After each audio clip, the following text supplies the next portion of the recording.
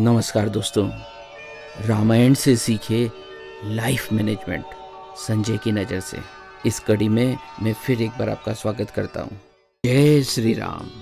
दोस्तों, आज की कड़ी में हम बात कर रहे हैं राम जन्म व गुरुकुल में गुरु वशिष्ठ द्वारा शिक्षा की।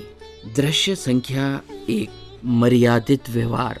इस दृश्य में महर्षि वाल्मीकि बताते हैं कि पुत्र प्राप्ति के लिए कामेशती यज्ञ करवाना होगा। तब महारानी कैकेयी कहती है कि गुरुदेव फिर विलंब क्यों? तब महर्षि वशिष्ठ कहते हैं कि इस यज्ञ को कराने के लिए महर्षि श्रृंग मुनि को बुलाना पड़ेगा। तब माता कैकेयी कहती है कि मैं आर्य सुमंत को कहती हूँ कि वो सेना तैयार करे।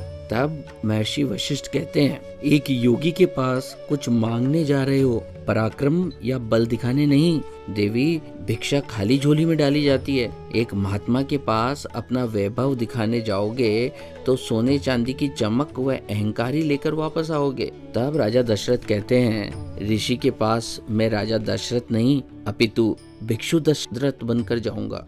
इससे हमें सीख मिलती है कि हमेशा मर्यादित व्यवहार किया जाना चाहिए।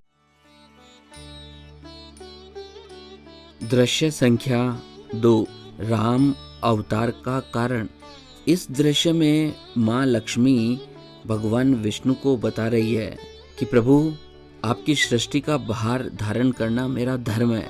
जब धर्म की जगह अधर्म का राज हो जाता है तब अधर्म से अनाचार बढ़ते हैं और फिर अनाचार से भ्रष्टाचार बढ़ता है और भ्रष्टाचार से अत्याचार की ज्वाला भड़क उठती है। इस दृश्य में भगवान विष्णु मन ही मन ठान लेते हैं कि जिन मानवों व वानरों को रावण जैसा पापी तुच्छ समझता है, वे उसी काल में अवतार के रूप में जन्म लेंगे।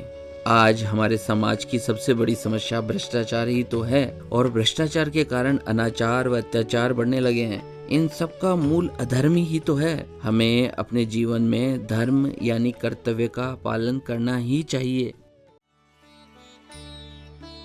दृश्य संख्या 3, गुरुकुल शिक्षा प्रणाली। इस दृश्य में राजा दशरथ अपने चारों पुत्रों को बता रहे होते हैं कि गुरु की हमेशा सेवा करना, उनका ध्यान रखना। तब उन्हें श्री राम पूछते हैं कि पिताश्री, गुरु की सेवा कैसे करेंगे?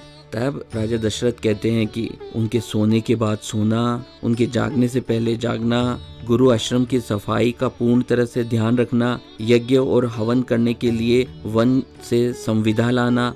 अंत में राजा दशरथ कहते हैं कि गुरु और शिष्य के बीच विश्वास व प्रेम का संबंध होना चाहिए। आधुनिक शिक्षा प्रणाली अर्थ पर आधारित हो गई है, जबकि गुरु वशिष्ठ की शिक्षा श्रद्धा व विश्वास पर आधारित थी। इसी कारण वर्तमान शिक्षा प्रणाली में मूल्य व संस्कारों का अभाव हो गया है एवं पैसा कमाना ही शिक्षा का मुख्य उद्देश्य हो गया है।